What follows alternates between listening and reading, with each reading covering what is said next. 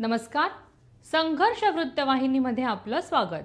घेऊया ठाणे आणि आसपासच्या परिसरामधील घडणाऱ्या महत्त्वाच्या घडामोडींचा आढावा. भारताच्या संविधान स्वीकारलेल्या 75 वर्ष पूर्ण झाल्याच्या ऐतिहासिक औचित्याने अग्नीतर्फे अर्थातच ॲक्टिव्ह गव्हर्नन्स नॅशनल इनिशिएटिव्ह तर्फे माझं संविधान माझा स्वाभिमान या शीर्षकाखाली एक विशेष जनजागृती अभियानाची सुरुवात करण्यात आलेली आहे. या अभियानाचा उद्देश तरुणाईसह सर्वसामान्य नागरिकांमध्ये संविधानातील मूल्याची जाणीव, अभिमान आणि सक्रिय नागरिकत्वाची भावना निर्माण करणे हा आहे. ठाण्यातील टाउन हॉल येथे डॉक्टर बाबासाहेब आंबेडकर पुतळ्याजवळ कोर्टनाका परिसरामध्ये या उपक्रमाचा शुभारंभ करण्यात आला आहे. कार्यक्रमाचं प्रास्ताविक अग्नीचे संचालक निखिल पोहेकर यांनी केलं. त्यांनी या अभियानामागील उद्दिष्ट स्पष्ट करत संविधानाचा सर्वांगीण अभ्यास का गरजेचा आहे अधोरेखित केलं. स्पर्धेविषयी माहिती देऊन त्या ठिकाणी संविधानविषयक महाराष्ट्राचे मुख्यमंत्री देवेंद्र फडणवीस यांनी सुंदर आणि सोप्या भाषेत विश्लेषण केलं आहे. ते ऐकायचं आहे आणि त्यावर आधारित प्रश्नमंजुषा सोडवायची आहे. स्पर्धेतील विजेत्यांना रोख बक्षीस स्मृतिचिन्ह मिळणार आहेत. या उपक्रमाचं उद्घाटन विविध मान्यवरांच्या हस्ते करण्यात आलं. यावेळी दैनिक महाराष्ट्राचे संपादक गणेश भोईटे, दैनिक सम्राटचे कार्यकारी संपादक कुणाल कांबळे तसेच इतर प्रसारमाध्यमे प्रतिनिधी, शिक्षक, विद्यार्थी, नागरिक मोठ्या संख्येने उपस्थित होते. कार्यक्रमाची विशेष आकर्षण ठरल्या त्या सुप्रसिद्ध अभिनेत्री मधुरा वेलणकर साटम. त्यांनी संविधान आज वाचणे का गरजेचं आहे यावर मार्मिक भाष्य करीत सांगितले की नागरिक म्हणून आपल्याला संपन्न आणि सजग बनवण्यासाठी संविधानाचे नीट वाचन आणि समज असणं आवश्यक आहे. या अभियानांतर्गत राबवण्यात आलेल्या स्पर्धेमध्ये सहभागी होण्याकरिता संकेतस्थळाला भेट देण्याचं आवाहन देखील करण्यात आलेलं आहे. सगळ्यात आधी मला स्वतःला या मोहिमेबद्दल आज कळलं आणि मला ही अतिशय महत्त्वपूर्ण गोष्ट आहे असं वाटतं आणि ही तरुण पिढीपर्यंत पोहोचणंही महत्त्वाचं आहे.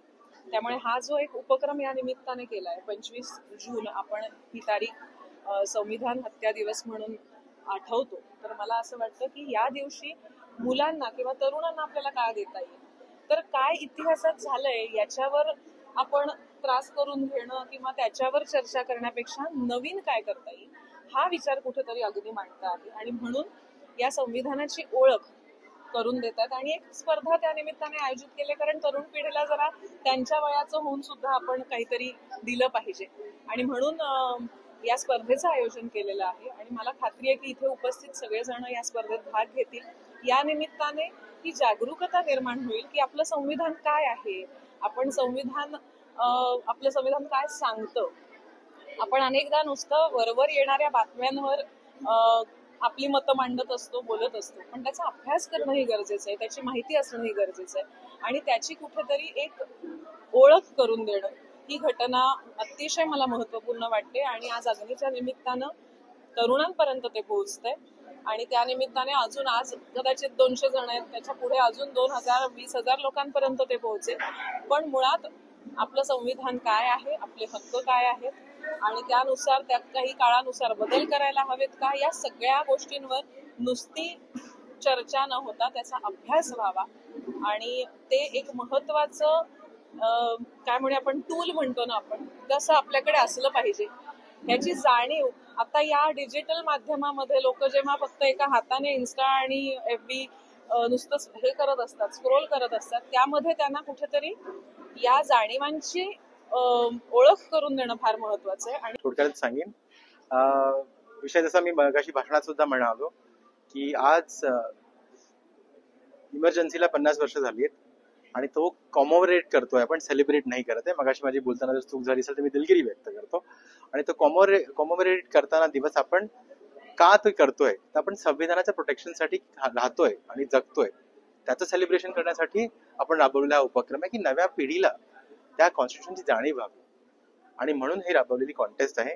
फडणवीस साहेबांच्या भाषणातून जे आम्हाला उमललंय ते सर्व नवीन पिढीला महाराष्ट्राच्या उमलवावं म्हणून हा केलेला उपक्रम आहे. सर्व नागरिकांना आवाहन करण्यात येत आहे की सध्या डासांमार्फत पसरणाऱ्या डेंग्यू या आजाराचा प्रसार रोखण्यासाठी प्रत्येकाने पुढील प्रमाणे कार्यवाही करावी.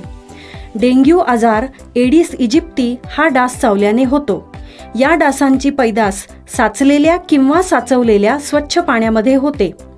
8 दिवसांपेक्षा जास्त दिवस पाणी उघडे व साचून राहिल्यास त्यात डास अंडी घालतात. अंड्यांच्या अळ्या तयार होऊन पुढे डास तयार होतात.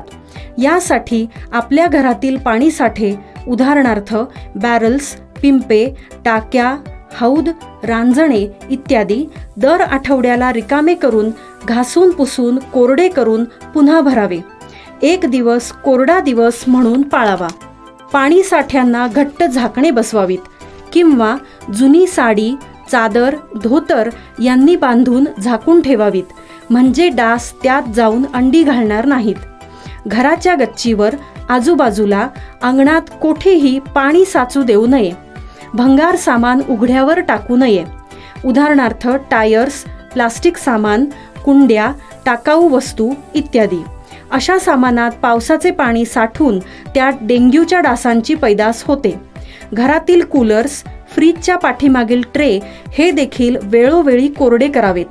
लक्षात ठेवा, नुसत्या फवारणीने डास घनता कमी होत नाही, तर त्यासाठी डास पैदास ठिकाणे नष्ट करणे ही आपल्या सर्वांची जबाबदारी आहे. कोणताही ताप अंगावर न काढता जवळच्या शासकीय रुग्णालयात मोफत औषधोपचार घ्या. अशा प्रकारे नागरिकांनी सहकार्य केल्यास डेंग्यूचा प्रसार रोखणे सहज शक्य आहे.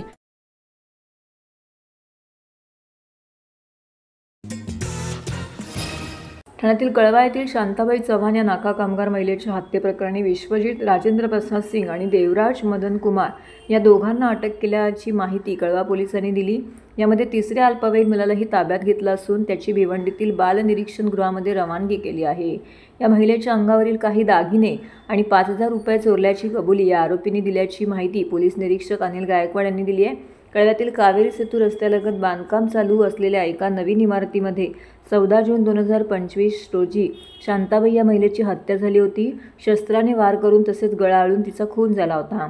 या प्रकरणी कळवा पोलीस ठाण्यामध्ये खुनाचा गुन्हा दाखल झाला होता. पोलिसांची 3 पथके आरोपींचा शोध घेत होती. कळवा रेल्वे स्थानकापासून कुर्ला रेल्वे स्थानकापर्यंत एकूण 100च्या आसपास CCTV कॅमेऱ्यामध्ये चित्रीकरणाची पोलिसांनी पडताळणी केली. स्थानिक रिक्षाचालक, हॉटेल व्यावसायिकांकडे चौकशी करण्यात आल्यानंतर 3 आरोपी असल्याची बाब यामध्ये आढळली होती. आरोपी परराज्यात पळून गेल्याची माहिती मिळाल्यानंतर पोलिसांनी पथके बिहार राज्यातील खगडिया जिल्ह्यात गेली. त्यानंतर विश्वजित सिंग आणि देवराज कुमार तसेच 17 वर्षाच्या एका अल्पवयीन मुलाला सहाय्यक पोलीस निरीक्षक संतोष पिंपळे यांच्या पथकाने ताब्यात घेतले. 14 जून 2025ला दुपारी 3:45 वाजण्याच्या सुमाराला कळवा पोलीस स्टेशनला माहिती मिळाली की सीमा हाईट्स बिल्डिंग कावेरी सेतूजवळ कळवा स्टेशनजवळ त्या ठिकाणी एका बांधकाम चालू असलेल्या इमारतीमध्ये पहिल्या माळ्यावर एक महिला जखमी अवस्थेत बेशुद्ध पडलेली आहे. त्यावरून आमची टीम त्या ठिकाणी रवाना झाली. मी त्यानंतर त्याचप्रमाणे कळवा police station senior PI Ashok Uttekar, PI Gaikwad, Navade, त्यानंतर त्यांचे तपासणी पथकाचे इतर अधिकारी, अंमलदार आणि त्यानंतर पाहिलं जखमी अवस्थेत महिला त्या ठिकाणी मिळून आली. तिला तात्काळ तिथून हलवलं आणि शिवाजी हॉस्पिटल कळवा या ठिकाणी तिला दाखल केलं असता त्या ठिकाणी त्याला मयत घोषित केलं. घटनास्थळाचं ज्यावेळी आम्ही तपासणी केली तर त्या ठिकाणी आम्हाला 2 चाकू त्या ठिकाणी मिळून आले आणि त्यावरून ह्या महिलेचा खून झाला आहे हे आम्हाला त्या ठिकाणी निष्पन्न झालं. त्यानंतर तपासामध्ये त्यामुळे हॉस्पिटलमध्ये तिचं ज्यावेळी पोस्टमॉर्टम करण्यात आलं त्यावेळी तिच्या मानेवर, पोटावर 30 हाताच्या जखमा आढळून आल्या आणि त्या जखमामध्ये तिचा मृत्यू झाल्याचं कळालं. तपासामध्ये त्या बाईचं नाव शांताबाई सुरेश चव्हाण, वय 40 वर्ष असं आढळून आलं आणि ती त्याच परिसरात राहायला होती आणि मजुरीचं काम करत असे. तर ती मजुरी काम करायला कळवा नाक्यावर वगैरे थांबायचे आणि तिथून त्यांना पुढं ह्या 14 तारखेला त्या ठिकाणी गेले आणि पुढे त्यांचा हा प्रकार झाला होता.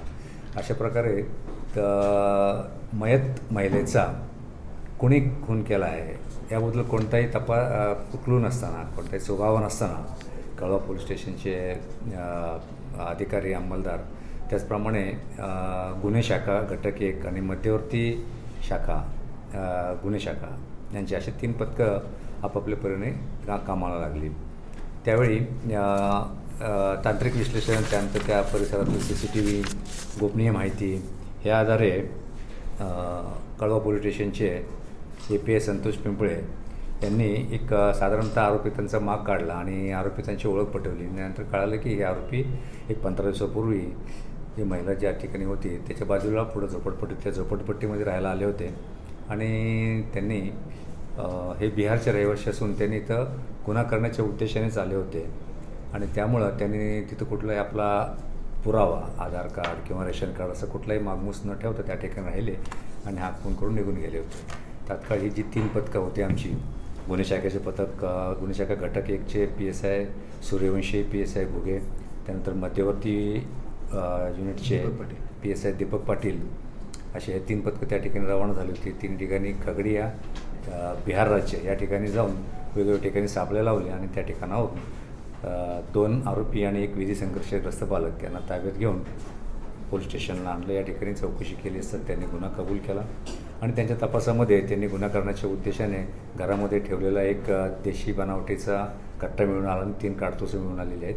त्याचप्रमाणे त्यांनी हा गुन्हा केला त्यावेळी त्या महिलेच्या अंगावरील कानातले आणि गळ्यातले दागिने घेऊन ते विकले होते आणि त्याचे ते 22,000 रुपये त्यांच्या अकाउंटला जमा झाले होते. ते पोलिसांनी आम्ही ते अकाउंट फ्रीज केलेलं आहे. हे आरोपी यांची पार्श्वभूमी गुन्हेगारी अजून काही मिळालेली नाही. त्याचप्रमाणे यांना पोलीस कोठडी यांची 1 जुलैपर्यंत पोलीस कोठडीमध्ये आरोपी आहेत. पुढील तपास चालू आहे. ठाणे पोलीस आयुक्तालय अंमली पदार्थ विरोधी पथक आणि मानस केंद्र यांच्या संयुक्त विद्यमाने गुरुवारी 26 जून रोजी अंमली पदार्थ विरोधी जनजागृती अभियान राबवण्यात आले. शासकीय विश्रामगृह येथून सहाय्यक पोलीस आयुक्त विनय घोरपडे यांनी हिरवा झेंडा फडकवून या जनजागृती रॅलीची सुरुवात केली. तसेच ही रॅली कोटनाका मार्केट परिसरातून तलावपाली येथून सेंट जॉन शाळेच्या प्रांगणामध्ये रॅलीचा समारोप संपन्न झाला. यावेळी सेंट जॉन शाळेतील व शेठ NKT कॉलेजचे मधील विद्यार्थ्यांनी देखील उत्स्फूर्त असा प्रतिसाद दिला.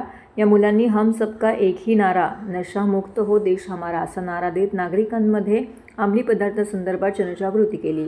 सध्या प्रामुख्याने युवा पिढी या अंमली पदार्थांच्या विळख्यात लवकर सापडत आहे. या युवा पिढीला अंमली पदार्थापासून प्रवृत्त करण्यासाठी पोलीस आयुक्त आशुतोष डोंबरे यांच्या संकल्पनेतून ही अंमली पदार्थ विरोधी रॅली काढण्यात आली होती. या अभियानामार्फत नागरिकांना अंमली पदार्थांमुळे होणाऱ्या दुष्परिणामांसंदर्भात जनजागृती करण्यात आली. या जनजागृतीच्या माध्यमातून जास्तीत जास्त युवा पिढीला त्यांच्यापासून कसं प्रवृत्त करता येईल यासाठी हा प्रयत्न असल्याचं, या जनजागृतीच्या माध्यमातून जास्तीत जास्त युवा पिढीला अंमली पदार्थांपासून कसे दूर ठेवता येईल हा प्रयत्न असल्याचं यावेळी सहाय्यक पोलीस आयुक्त विनय घोरपडे यांनी सांगितले.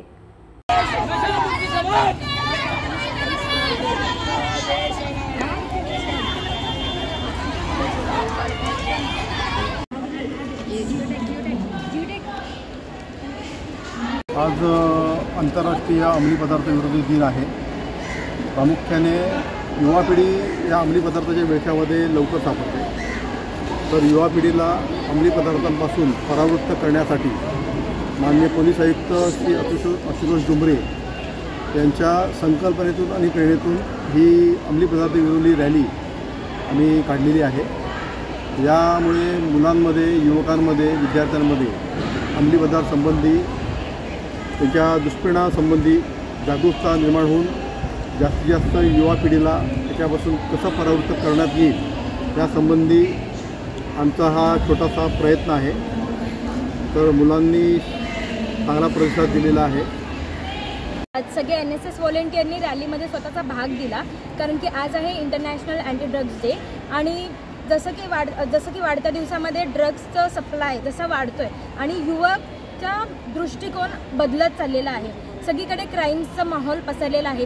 तर आमचा हे आहे की मोटिव्ह आहे की आम्हाला सगळ्यांना जागृती द्यायची की हे सगळं पुढे जाऊन तुम्हाला खूप जास्त हर्ट करणार आहे. तर त्यापेक्षा तुम्ही नवीन स्टेजवरच तुम्ही थोडंसं डेव्हलप व्हा आणि नशामुक्त व्हा, कारण की नशामुक्त झाल्यानंतरच आपल्या देशाचा सन्मान वाढेल आणि कल्याण होईल. आणीबाणीला 50 वर्ष पूर्ण झाल्यानिमित्त आणीबाणी कालावधीत लोकशाहीकरिता लढा देताना बंदिवास सोसलेल्या व्यक्तींचा सन्मान होणे म्हणजे या सर्व सत्याग्रहींनी त्या काळात सोसलेल्या अनंत यातना व केलेल्या संघर्षाला आदरपूर्वक नमन आहे. सभागृहात आता उपस्थित असलेल्या सर्व आणीबाणी सत्याग्रहींमध्ये आजही तितकाच जोश आणि देशासाठी काहीही करण्याची इच्छाशक्ती दिसत आहे. हे आम्हा सर्वांसाठी प्रेरणादायी असल्याचं प्रतिपादन अप्पर जिल्हाधिकारी हरिश्चंद्र पाटील यांनी केलं आहे. भारतामध्ये 25 जून 1975 ते 31 मार्च 1977 या कालावधीत घोषित करण्यात आलेल्या आणीबाणीला 50 वर्ष पूर्ण झाल्यानिमित्त आणीबाणीच्या कालावधीत ज्या व्यक्तींना लोकशाहीकरिता लढा देताना मिसा DIR अंतर्गत सामाजिक व राजनैतिक कारणांसाठी बंदिवास सोसावा लागला, अशा व्यक्तींचा सन्मान, यथोचित गौरव मुख्यमंत्री देवेंद्र फडणवीस यांच्या स्वाक्षरीचे सन्मानपत्र देऊन जिल्हाधिकारी कार्यालयातील समिती सभागृह येथे अप्पर जिल्हाधिकारी हरिश्चंद्र पाटील यांच्या हस्ते करण्यात आले। यावेळी ते बोलत होते। यावेळी उपजिल्हाधिकारी सचिन चौधर आणीबाणीच्या काळात बंदिवास सोसलेले आणीबाणी विरोधी सत्याग्रही, दिवंगत आणीबाणी विरोधी सत्याग्रहींचे वारस, जिल्हाधिकारी कार्यालयातील विविध विभागांचे अधिकारी, कर्मचारी मोठ्या संख्येने येथे उपस्थित होते। या कार्यक्रमाच्या निमित्ताने आणीबाणीच्या काळात बंदिवास सोसावा लागलेल्या व्यक्तींपैकी प्रातिनिधिक स्वरूपात अनिल बदे, अनुराधा जुवेकर, रमेश बेदमुथा यांनी आणीबाणीच्या कालावधीत आपले अनुभव कथन केले। राजर्षी छत्रपती शाहू महाराज यांची जयंती ठाणे महानगरपालिकेतर्फे साजरी। ठाणे महानगरपालिकेतर्फे राजर्षी छत्रपती शाहू महाराज यांच्या जयंतीच्या निमित्ताने त्यांच्या प्रतिमेस पुष्पहार अर्पण करून अभिवादन करण्यात आले। महापालिका मुख्यालयातील कैलासवासी नरेंद्र बल्लाळ सभागृहामध्ये झालेल्या या कार्यक्रमास उपायुक्त उमेश पिरारी, माहिती व जनसंपर्क अधिकारी रवींद्र मांजरेकर यांच्यासह मनाली माईनकर, संदीप झिनवाला, विकास मोरे, सुजाता सोनावणे इत्यादी महापालिकेचे अधिकारी आणि कर्मचारी उपस्थित होते। तसेच राजर्षी छत्रपती शाहू महाराज यांची जयंती ठाणे महापालिका पत्रकार कक्षात देखील साजरी करण्यात आली।